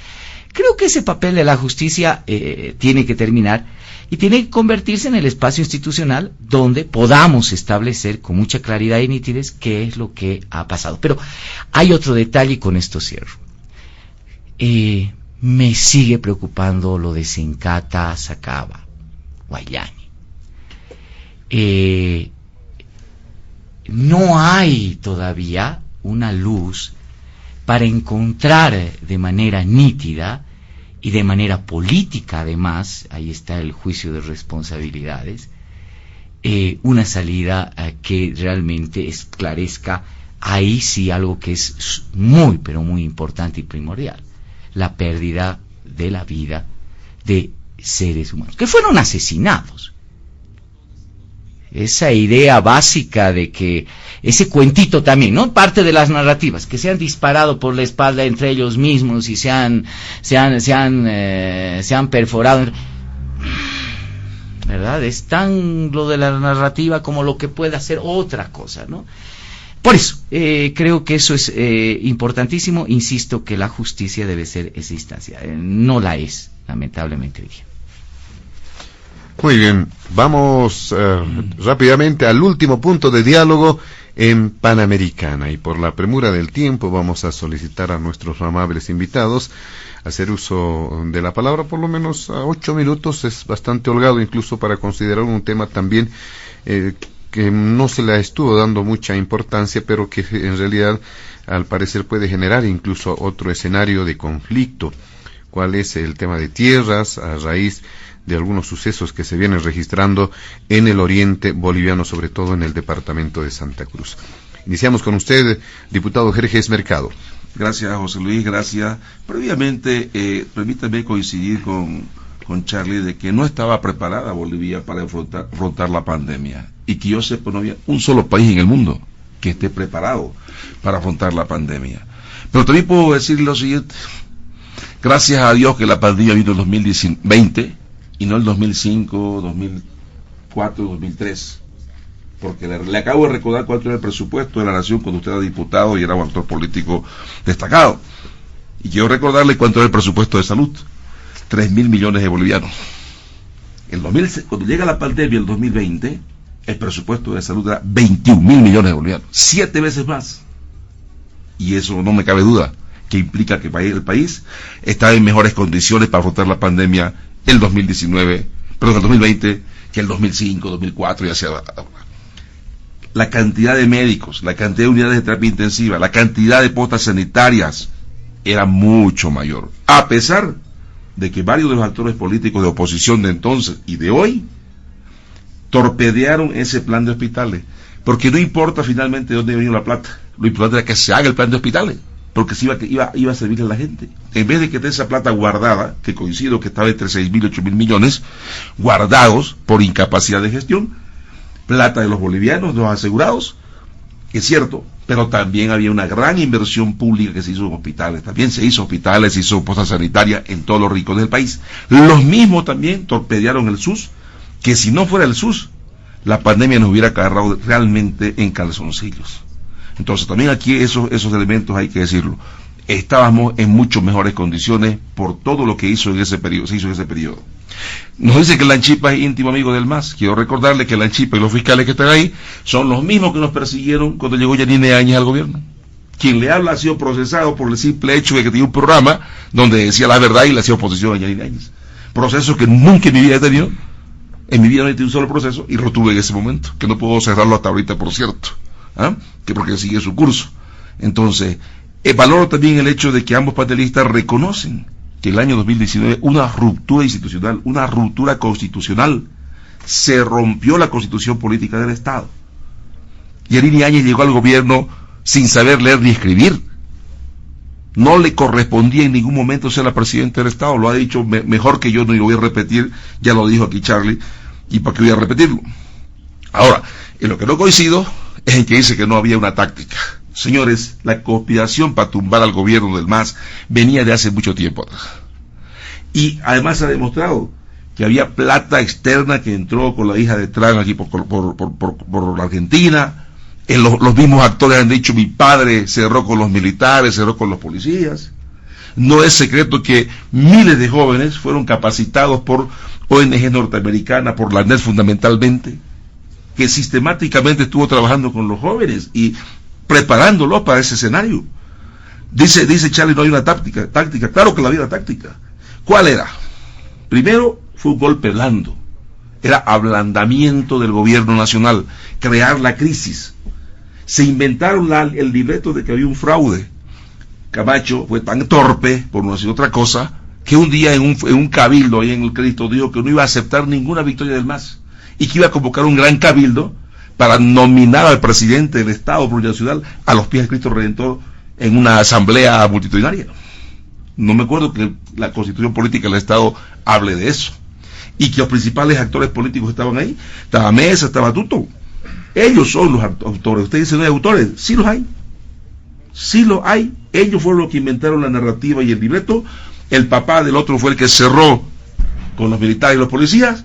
Y Mesa fue el que aquí en la Costanera convocó a la desobediencia civil la noche todavía de las elecciones. ¿Ah? Y eso ocasionó que quemen las ánforas, que quemen los tribunales electorales. Entonces, una táctica había. ¿Ya? Voy a responder entonces en el sentido de que había una táctica, había un plan, conspiraron siempre y se rompió el orden constitucional.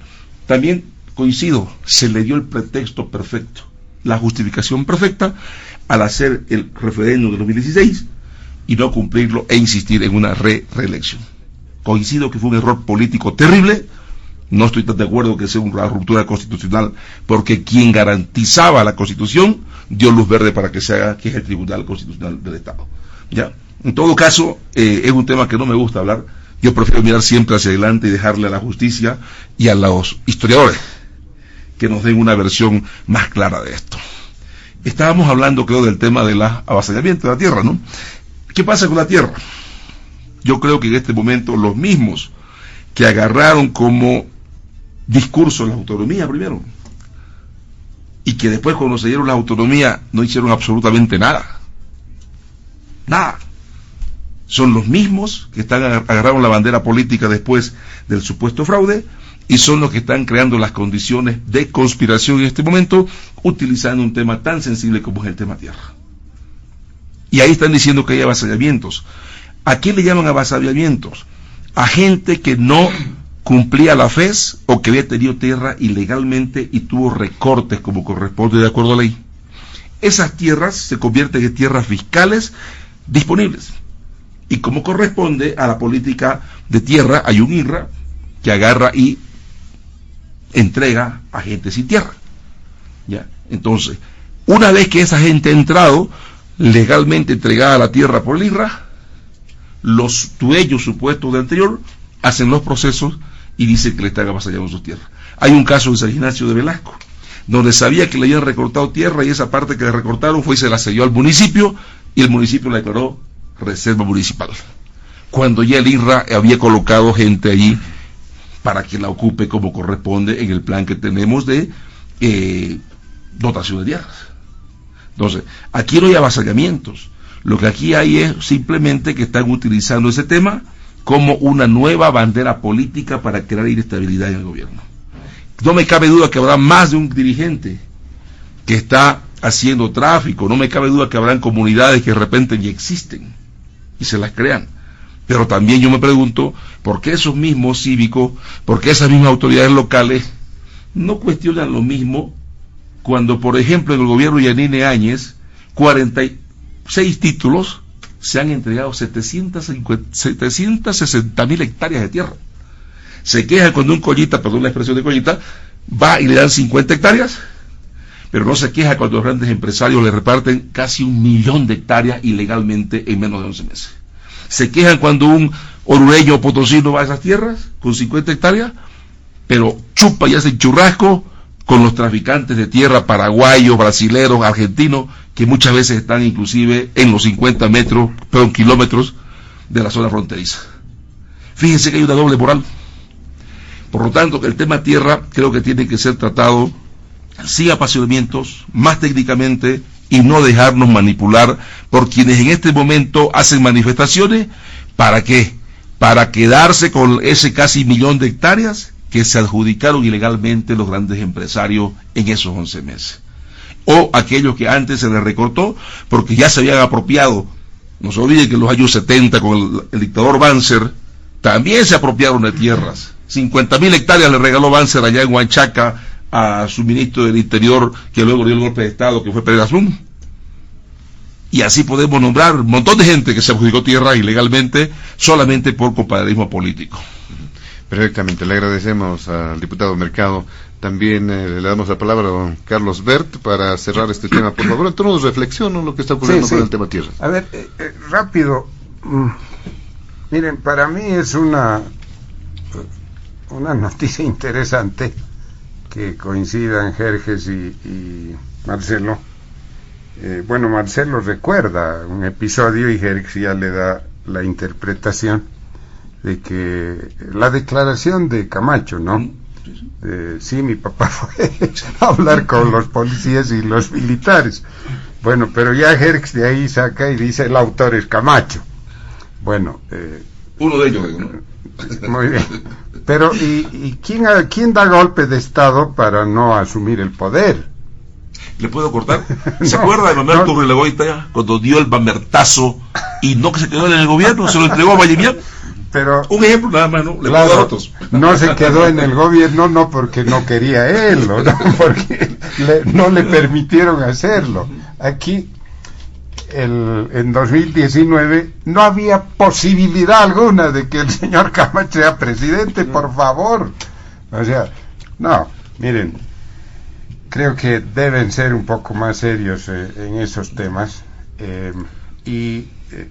Quiero también tocar lo que indicó Marcelo, estamos de acuerdo.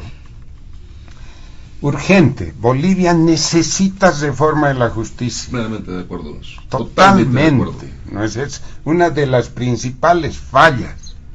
Y quiero hacer una mención personal. Mi tesis de doctorado es sobre la crisis de la justicia. Me he pasado 4 años estudiando el tema, un plan, todo. No sirve para nada esas cosas. Ya se han olvidado del estudio. Y si conozco el tema es así al detalle. Hay que hacer reforma en la justicia. Pregunta. En el informe de Arce Catacora, la justicia no estuvo presente. Eso les muestra que no va a haber reforma en la justicia, que es lo que determinó que Iván Lima se quede con los crespos hechos. Iván Lima entró, escobita nueva, vamos a hacer reforma en la justicia. A los 3 días, los dirigentes del MAS le dijeron que es reforma en la justicia, no moleste, y en los mecanismos internos le dijeron, mira, cállate, aquí no va a haber reforma en la justicia, y ahí terminó, ¿no? Esa es la realidad, pero que hay que hacer reforma en la justicia, hay que hacerlo. A ver, tierras. Estoy de acuerdo con Jerjes, hay doble moral, pero hay doble moral en ambos lados. Así que no miremos solo para un lado.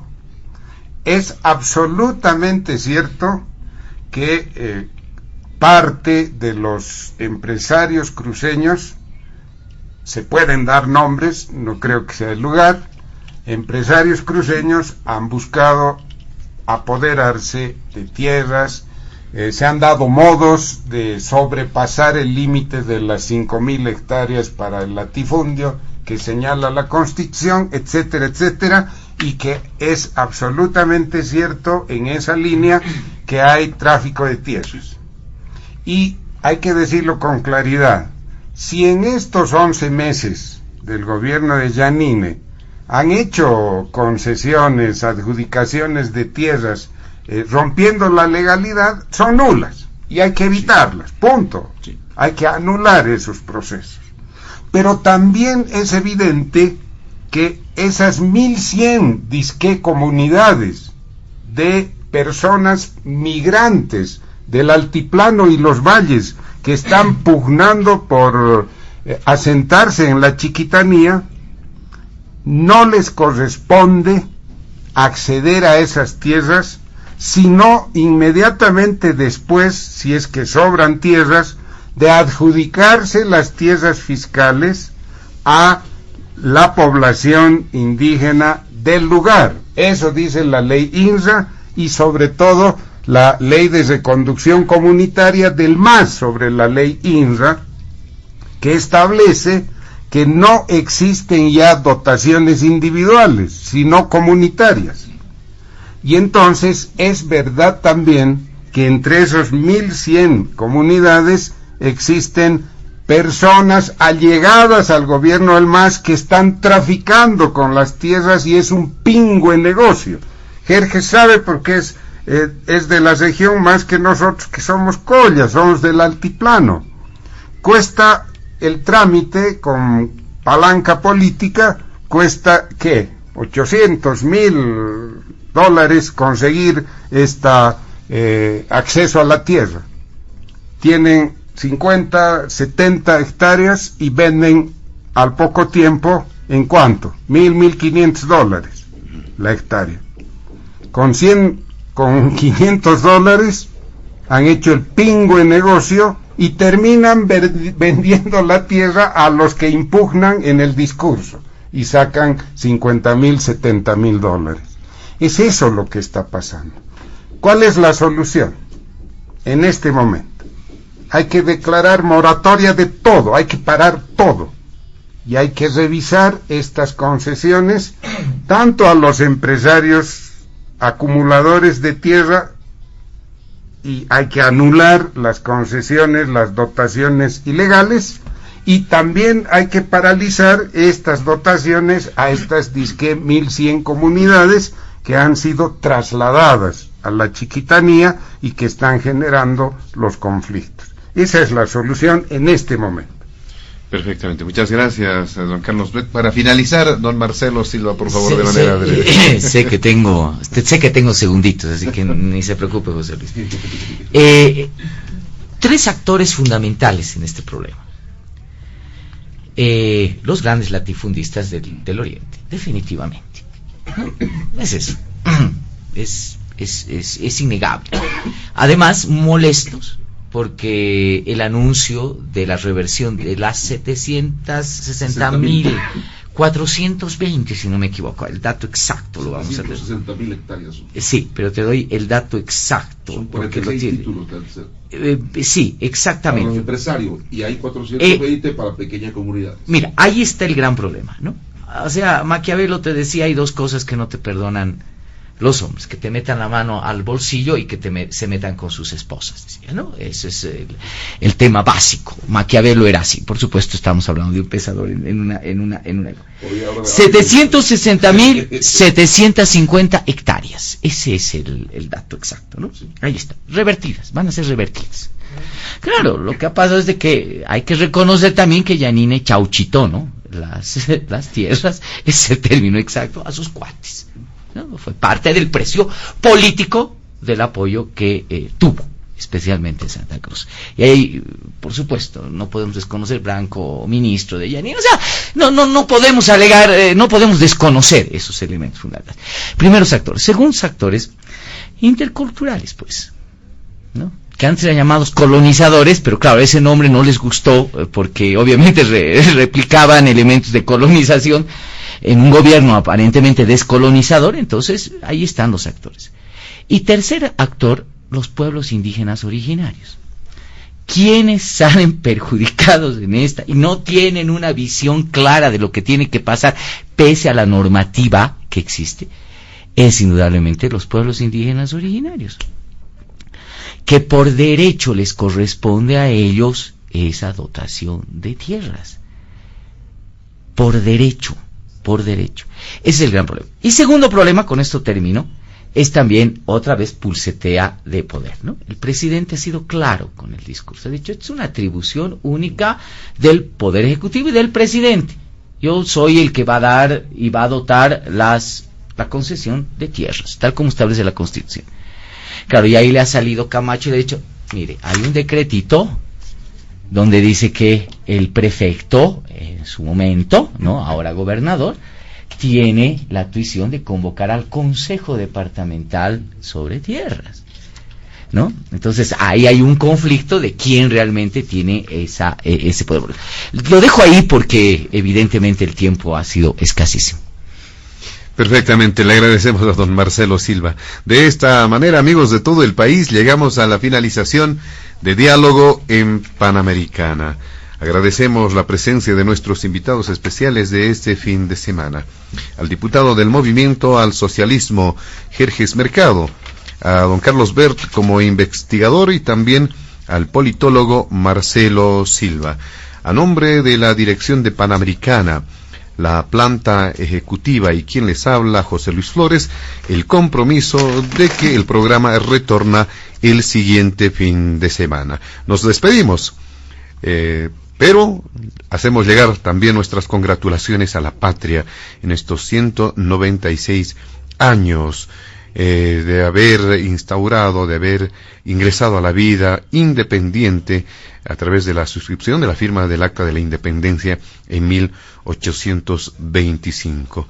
A nombre del programa, nuestra salutación a todos los bolivianos este fin de semana luego de haber conmemorado el aniversario patrio. Amigos de todo el país, permiso. Diálogo en Panamericana.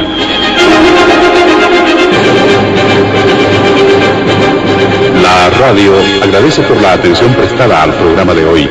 Les invitamos a la próxima entrega del Departamento Periodístico de Panamericana, cuando anunciemos.